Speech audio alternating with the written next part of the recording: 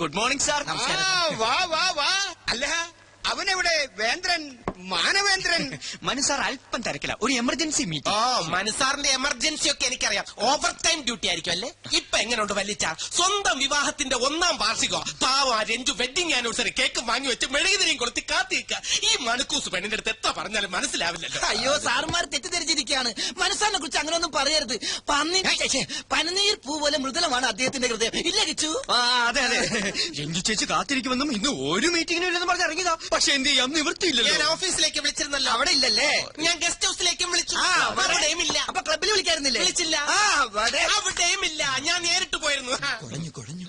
അപ്പൊ അതെ correct. Manu sir അവിടെ കൊണ്ടെന്ന് ഞങ്ങളും പറഞ്ഞില്ലല്ലോ.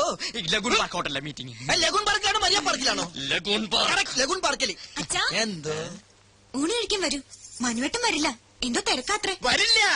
നിനക്കറിയില്ലെങ്കിലും എനിക്കറിയാം. എന്താ ചെയ്ത്? ഇവര് അന്യരൊന്നല്ലല്ലോ. എന്റെ പൊന്നു മോളെ, നിനക്ക് അവനെ ഇനിയും മനസ്സിലായില്ലല്ലോ. ഇവളോട് ഇഷ്ടം തോന്നിട്ടൊന്നല്ല പരമേശ്വര. എന്റെ മടിശീലയിലെ ചക്രം കണ്ടിട്ടാ അവൻ ഇവളെ കയറി പ്രേമിച്ചത്. ഇവൾ ഒരു വാക്ക് പറഞ്ഞാൽ മതി, ഇപ്പൊ പിടിച്ച് പുറത്താക്കി വേറെ കെട്ടിച്ചു വിടും ഞാൻ ഇവളെ. ആ സിംഗപ്പൂർ ചക്കൻ ഇപ്പോഴും തയ്യാറാ. എന്നിട്ട് ആ സ്ഥാപനം ഞാൻ ഇവനെ ഏൽപ്പിക്കും. ഞാൻ അതൊന്നും മോഹിച്ചിട്ടല്ല. ഞാൻ മോഹിച്ചു. അച്ഛനൊന്നും മിണ്ടാതിരിക്കുന്നുണ്ടോ? മനുവേട്ടന്റെ ജോലിയും തിരക്കൊക്കെ എനിക്കറിയാം. പരമേശ്വര മാമേ, കല്യാണം കഴിഞ്ഞ അന്ന് തുടങ്ങിയതാ മനുവേട്ടനോടുള്ള ഈ ദേഷ്യം. അതിന് സപ്പോർട്ട് ചെയ്യണ്ടേ ഇവിടെ ഒരാളും. എന്നാ ഞങ്ങൾ അങ്ങോട്ട് അടപ്രഥമം കൂട്ടി ഉണ്ടിട്ട് പോയാ മതി.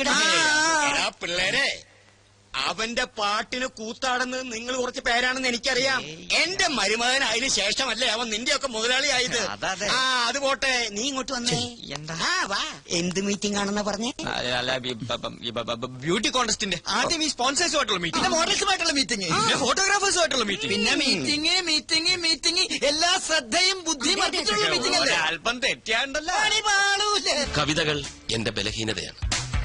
സ്ത്രീയെക്കുറിച്ച് പ്രശസ്തനായ ഒരു ആംഗലേയ കവി പാടിയത് എനിക്കറിയൂ. ഇല്ല.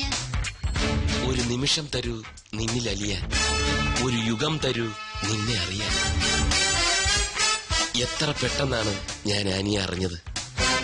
ഈ ജന്മാന്തരങ്ങളുടെ ബന്ധം എന്നൊക്കെ പറയാറില്ലേ, എന്നെന്നും ഇങ്ങനെ ഒന്നായി കഴിയാൻ ഒരു നൂൽ ബന്ധമായി ഈ ചെയിൻ ഇരിക്കട്ടെ. 22 ക്യാരറ്റ്സാ.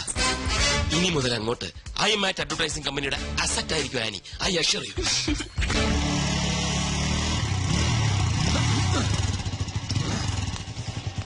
ഓഹോ, അപ്പൊ ഇതാണല്ലേ നിന്റെ ലക്കി കൂപ്പൺ താമസിക്കുന്ന മാളം.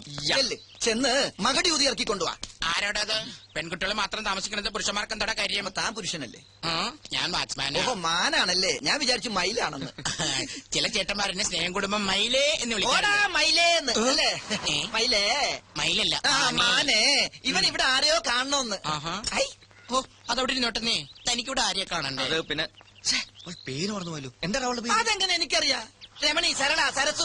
രമണി സരളൊന്നുമല്ല. അപ്പൊ എന്റെ കയ്യിലെ സ്റ്റോക്ക് തീർന്നു. രമണിക്ക് എന്താണ് കുഴപ്പം? എനിക്കല്ലേ അറിയാൻ പറ്റുള്ളൂ. ഒന്ന് പോടോടുന്നു. അതെ, ഇവിടുത്തെ ഏറ്റവും സുന്ദരിയായ പെൺകുട്ടിയുടെ പേരെന്താ? ഇവിടെ എല്ലാം സുന്ദരിമാരാ, ഞാനടക്കം. കൊതിയൻ.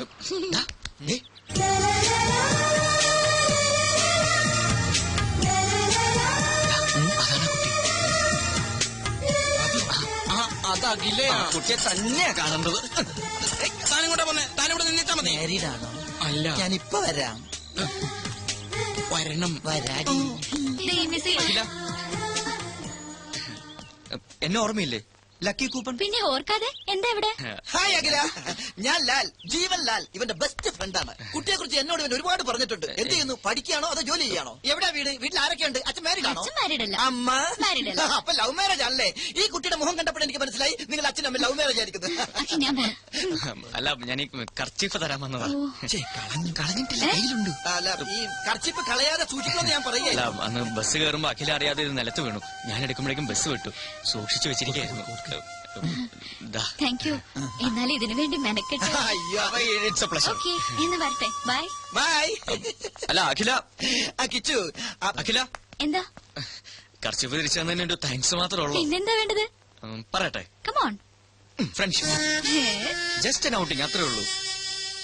Okay, done. Thank you so much. Okay ആയോ? പകുതി ഓക്കെ. അപ്പൊ ബാക്കി പകുതി എനിക്ക് പണി കൂടി. എന്റെ ലൂട്ടി കഴിഞ്ഞു. ഓടി വന്നിച്ചി. വെറുതെ കൊതിപ്പിച്ചു ദുഷ്ടൻ. ഒരുപാട് സ്വപ്നങ്ങളുമായി നടന്ന ഒന്നും ഫലവത്താവില്ലെന്നാ പറയാറ്. എന്നാലും ഞാൻ സ്വപ്നം കാണും, അതിന് ചെലവൊന്നുമില്ലല്ലോ. ആ കേക്കട്ടെ, എന്തൊക്കെയാ തന്റെ സ്വപ്നങ്ങൾ? കിച്ചുവിനെ പോലെ ഒരുപാടൊന്നുമില്ല. ഒരേ ഒരു സ്വപ്നം. സ്വപ്നമെന്നോ ലക്ഷ്യമെന്നോ എന്ത് വേണമെങ്കിലും വിളിക്കാം. സസ്പെൻസ് ഇടാതെ കാര്യം പറയടോ. ദേ, ആ കാണുന്ന വീട് കണ്ടോ? വീടോ? അതൊരു കൊട്ടാരം പോലെ ഉണ്ടല്ലോ. അതുപോലൊരു വീട് എനിക്ക് സ്വന്തമാക്കണം. എന്തിനാ ചിരിക്കുന്നത്? സിറ്റിയുടെ നടുക്കുള്ള ആ വീടിന് എന്ത് വില വരുമെന്നറിയോ? കുറഞ്ഞത് 1 കോടി. ആയിക്കോട്ടെ.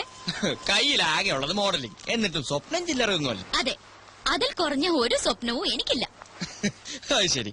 ഇനി ഈ സ്വപ്നം സഫലമായില്ലെങ്കിൽ എന്ത് ചെയ്യും? കോടീശ്വരനായ ഒരാളെ കല്യാണം കഴിക്കും, എന്നിട്ടത് സ്വന്തമാക്കും. അങ്ങനെ ഒരാൾ വരണ്ടേ? വന്നില്ലെങ്കിൽ അങ്ങനെ ഒരാളെ കണ്ടെത്തി ഞാനങ്ങ് പ്രേമിക്കും. ഓ, എന്തൊരു ബുദ്ധി. എന്നാലും വെറുതെ ഒന്ന് സങ്കല്പിക്കേ. ഓക്കെ. തന്റെ പ്രതീക്ഷയ്ക്ക് വിരുദ്ധമായി കോടീശ്വരനല്ലാത്ത ഒരു സാധാരണ ചെറുപ്പക്കാരനുമായി താൻ പ്രണയത്തിലായി. അല്ല, ജസ്റ്റ് ഇമാജിൻ. നോ, അങ്ങനെ ഒരിക്കലും സംഭവിക്കില്ല. 2 ദുർബലർ ചേർന്നാൽ ഒരിക്കലും ഒരു സ്വപ്നവും പൂവണിയില്ല. അതാണ് എന്റെ കണ്ടെത്തൽ. ഹേയ്, എന്തു പറ്റി? ഹേയ്, ഒന്നുമില്ല. താൻ വളരെ ഫ്രാങ്കാ. വലിയൊരു സത്യം എത്ര സിമ്പിളായി പറഞ്ഞു. ഹേ കിച്ചു, എന്റെ സ്വപ്നം ഫലിക്കോ? ദേ, അത് കണ്ടോ? പുതിയൊരു പുലരിയായി തിരിച്ചു വരാൻ ആഴിയിലേക്ക് ആണ്ടുപോകുന്ന സൂര്യൻ. ഈ സമയത്ത് ചിന്തിക്കുന്നൊക്കെ ഫലിക്കുന്ന ആര് പറയാ പറഞ്ഞു? ഞാൻ. So best of luck.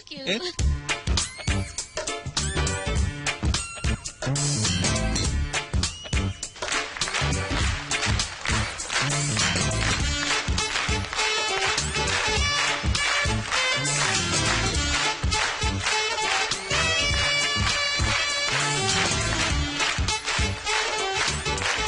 ഇത് കൊള്ളാം. നീ ഇതെവിടെയായിരുന്നു? ഞാൻ സ്റ്റേജിന്റെ പുറകിൽ ഒന്ന് റോന്ത് കിട്ടി. അവിടെ ആവുമ്പോ മൊത്തമായിട്ട് കാണാമല്ലോ. പല ഷേപ്പിലല്ലേ പീസുകള്. ആദ്യം കണ്ടപ്പോ ഒന്നും പറയണ്ട അളിയാ, കുളിര് കോരിപ്പോയി. അങ്ങോട്ട് വാ. വേണ്ട വേണ്ട, എനിക്ക് നിന്നെ പോലെ ഈ കാര്യത്തിൽ ആക്രാന്തമില്ല. ഇങ്ങനെ കാണുന്നതാണ് എന്റെ ഒരു സുഖം.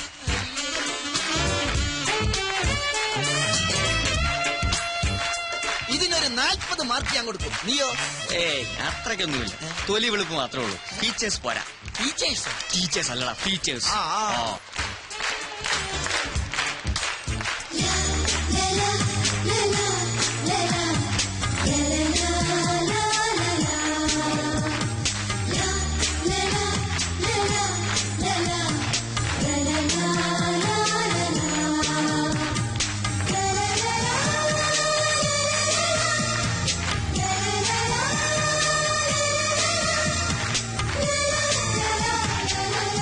എടാ കിച്ചു, ഇത് നിന്റെ ലക്കി കൂപ്പണല്ലേ?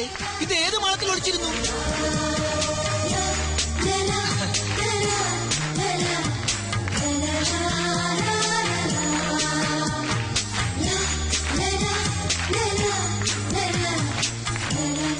ഇതിന്റെ ഫീച്ചേഴ്സ് ഓക്കെ ആണോ?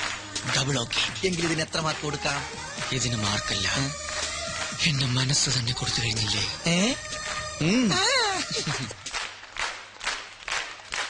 She's nice, beautiful.